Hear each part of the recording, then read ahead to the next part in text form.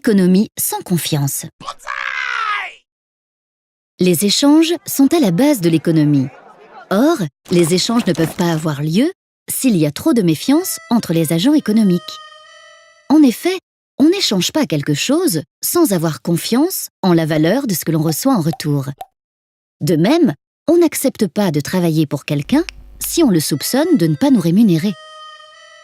Pour qu'une économie fonctionne, il faut donc que les individus puissent surmonter leur méfiance, même s'ils ne se connaissent pas.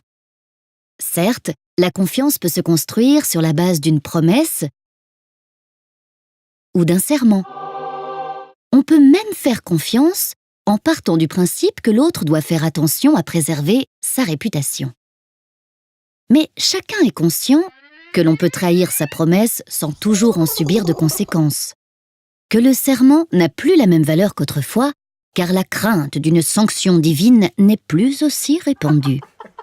Et enfin, que la menace d'une mauvaise réputation n'est pas toujours assez dissuasive, car aujourd'hui, les interactions économiques se font essentiellement avec des inconnus. Ces moyens ne suffisent donc pas à bâtir des liens de confiance assez solides pour fonder un système économique viable. C'est pourquoi les sociétés humaines se sont munies d'institutions. Attention, pour un économiste, les institutions ne sont pas seulement des organisations. Ce sont d'abord des règles et des pratiques acceptées par tous, telles que le paiement en monnaie.